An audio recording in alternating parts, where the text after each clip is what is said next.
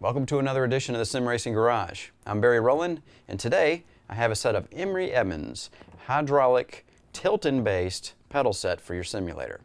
I've been using these pedals for about 12 months now, and I decided it was time to do an official Sim Racing Garage review on them. I really like this pedal set, I'll tell you that right off.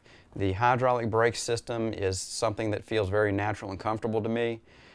It's not any more accurate than the other high-end brake pedals that I've used, but the feeling is just so good on this brake pedal. You just have to use a set to see what I'm talking about. But let's go ahead and do an overview of how the pedals are set up. And of course, like I said before, it's a real set of racing pedals that you can buy at the race shops online. These run about $240 shipped for the 3-pedal set you see here. And again, it's a Tilton 600 series. Now when you buy them, they're all together in one piece here. So you can't separate these pedals and move them around.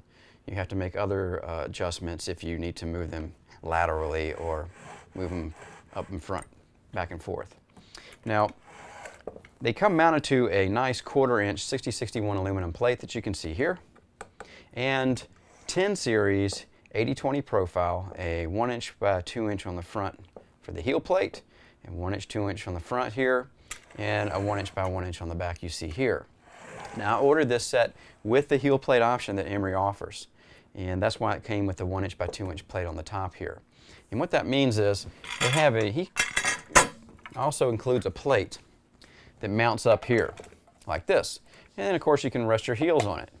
And not only that, but because you have an option to add different types of profile here, you can actually put a 1-inch in here to lower your heel plate if you have a big foot and you need more distance downward so your foot hits the pedals where you want them to.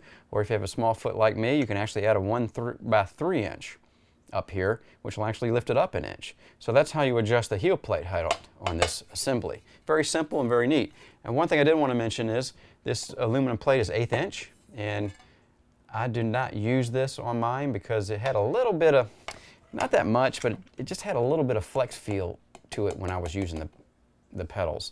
And I'm just real picky about that. I don't like any flex at all. So, it didn't come with the notch cut out. I'm now using this for scrap metal. I came up with a different solution for me, and that was this. And this is a 1/4-inch aluminum plate. And you can see it has some of the diamond patterns on it. It's not the shiny chrome stuff, just the regular aluminum. And I went ahead and drilled some holes in the back. Put some of those crazy long 80/20 profile nuts on it, and then just mounted that to the top of here. And once I tightened all that down, it was a nice solid unit for me to rest my heels against, at least solid for me. So that's the way I did it. And you might think that the other plate is fine, and most people probably would. I'm just a real stickler about that kind of stuff. So anyway, that's the way I did it.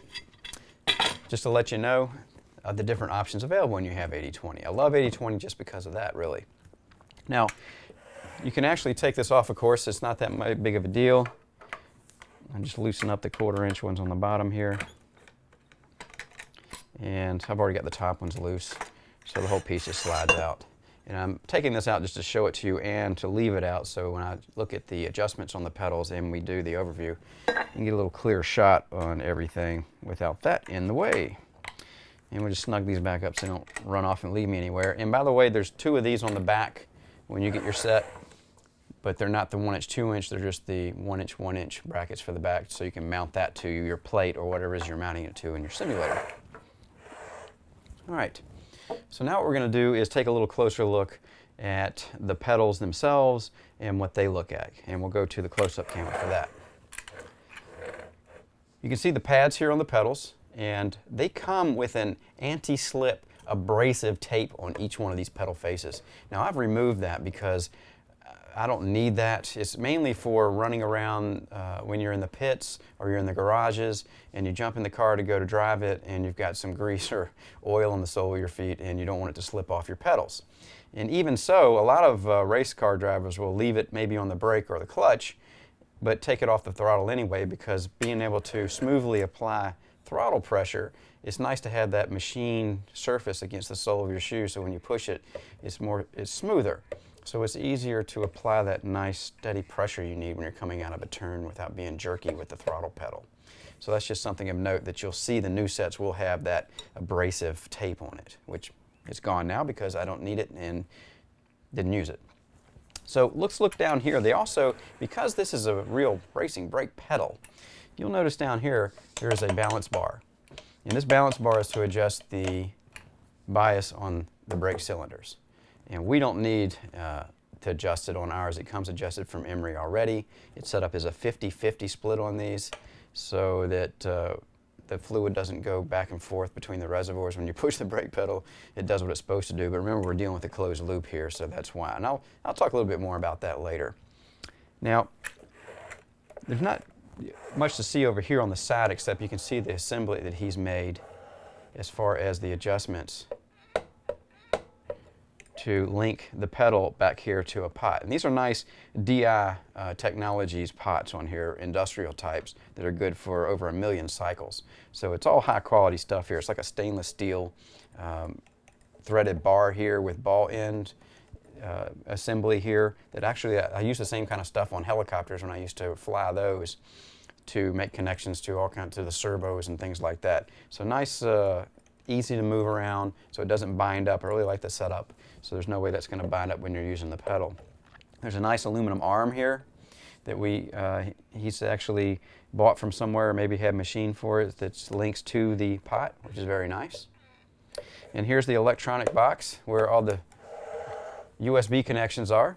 And I could take that off, but it's just the circuit board. It's Derek Spears DSD 36+6 board. A lot of people use this board to take the signals from whatever it is, load cells, pressure cells, or whatever you're using, and send them over to the board so you can hook it up to your computer. So really nothing to see there. Now, on the back here you can see, right here, is the pressure sensor. And that's also known as the SAM sensor. Back when Emery was developing these pedal sets, they were looking for a sensor that would be compatible with the electronic boards that were available. And Sam Maxwell, actually, who makes those great custom steering wheels, got in and I guess they worked together with Emery and came up with this sensor. That's why they call it the SAM sensor. This is a particular unit, is a 1600 PSI. And I think that's all he's using now. When I got this set, I think there was an option between 1000 and a 1600. And I went with the 1600 because I like a high pressure pedal. Now you can see here that all these bits he's using on this pedal set are very nice. It's all high quality. I mean, we've got your nice stainless steel mesh brake lines on here. All the connectors are nice and heavy duty. The bleed valves. Didn't cut any corners at all here as far as the way he set this thing up. And we can look at the master cylinders themselves, and you can see that this is actually Wilwood units. The reservoirs are Wilwood units, and the slave cylinder over here is a Wilwood unit. So it's all top-of-the-line brake hardware. A lot of people use this on their actual racing cars rather. So it's no expense spared there, and I really like that, and that probably is one of the reasons why this pedal set is not the cheapest in the world. But you get what you pay for, and it works fantastically. Now, I want to show you something here on how he has this set up. There is a loop, as you might imagine.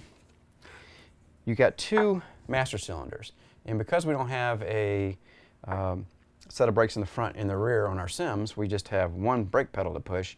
He's put these together in a loop, and we got a fitting coming off of both ends of the master cylinders, and they loop around to the front.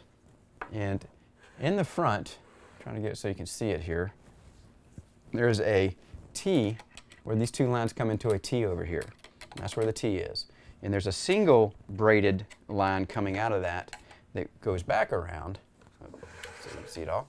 Goes back around, and there's another T here for the pressure sensor to fit into the line or into the circuit. Then it continues around through that T on the sensor and comes back around to the slave cylinder itself. And that's where we end up. So that's the way the loop works, and it's all very neat and tidy and all high quality connectors. Excuse me. So a very simple setup when you look at it, but it took a long time to develop this and refine it to where we could actually take something like this and put it on our pedals and make it work. On the other side over here, you have the clutch pedal with the spring. We'll talk about the adjustments here. And again, another DI Instruments